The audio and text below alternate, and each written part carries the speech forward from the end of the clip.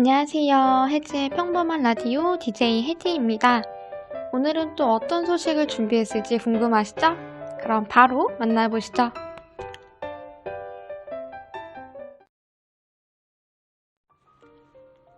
첫 번째 소식입니다. 내년 교육부 소관 예산이 76조 4,645억 원으로 확정됐다고 합니다.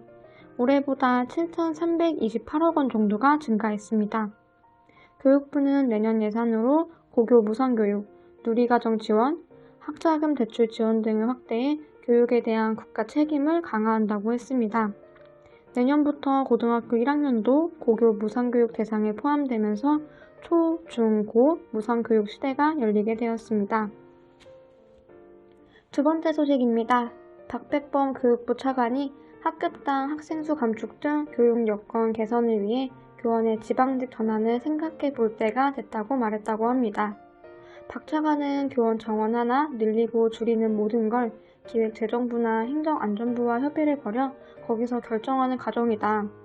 그래서 학급당 학생수 감축이나 기초학력 전담교사 배치 등을 일일이 다 기재부나 행안부 승인을 받아야 하는 상황이다. 이런 점에서 교원의 국가직을 고수해야 하는지 되돌아봐야 한다고 말했다고 합니다.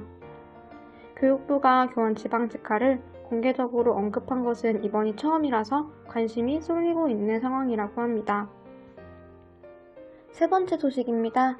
충청북도 교육청은 내년부터 2024년까지 학교와 지역이 함께 성장하는 충북 마을교육 공동체를 비전으로 충북 행복교육지구 2.0 사업을 추진한다고 밝혔다.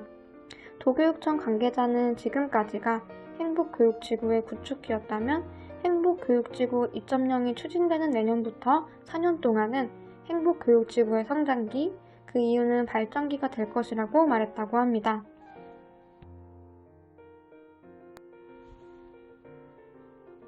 이번 주 혜지가 선택한 기사는 2021학년도 대입 수능 종류령 오류, 지수 습도 엉망이었다입니다. 한번 읽어볼까요? 수능에서 4교시 종류령이 2분 일찍 올린 사고로 피해를 봤다는 수험생들이 속출하고 있다.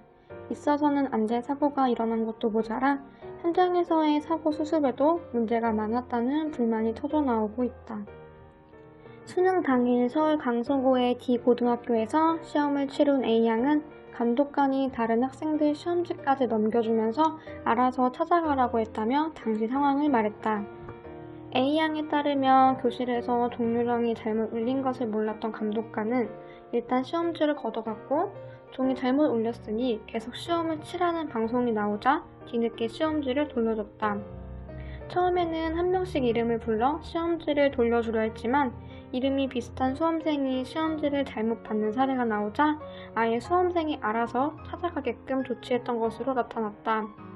답이 표기된 시험지의 재배부를 수험생에게 전적으로 맡겼다는 것이다. 이 시험장의 다른 교실에서는 아예 시험지를 걷어가지 않은 사례도 확인되는 등 감독관마다 사후 조치도 달랐던 것으로 드러났다. 이런 식으로 시험지를 돌려주는 바람에 다른 사람 시험지를 보고 답을 알 수 있는 상황도 가능했다는 게 수험생들의 지적이다. A양은 감독관이 부정행위를 저지를 수 있는 상황을 만든 것이나 다름없다고 목소리를 높였다. 수능시험 감독 경험이 많은 교사들은 당시 D고에서 일어난 시험지 재배부 과정에 문제가 많았다고 지적했다. 10분 차 고등학교 교사 장모 씨는 가장 나중에 시험지를 받은 학생의 입장에서 보면 자기 시험지와 그곳에 적어놓은 답이 앞선 수험생들에게 유출된 것이라며 해당 시험장은 공정성을 잃었다고 강조했다.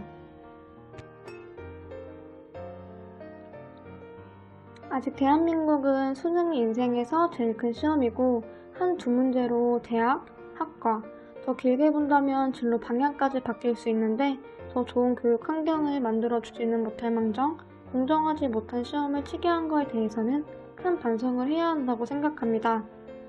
또한 엉망진창이었던 수습도 말이 안 된다고 생각합니다. 현재 교육부는 해당 관리자들에게 징계 조치를 내릴 수는 있지만 해당 수험생들은 구제할 방법은 없다고 하는데 그럼 이 사건은 이렇게 그냥 넘어가는 게 맞는 건지라는 생각이 드네요.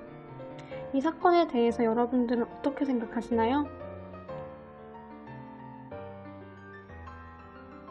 추운 날씨이기도 하고 코로나 때문에 집에만 콕 답답하지만 이번 기회로 가족들과 함께 시간을 보내는 것도 좋은 것 같아요. 그럼 오늘도 행복한 하루 보내세요. 혜지의 평범한 라디오 끝!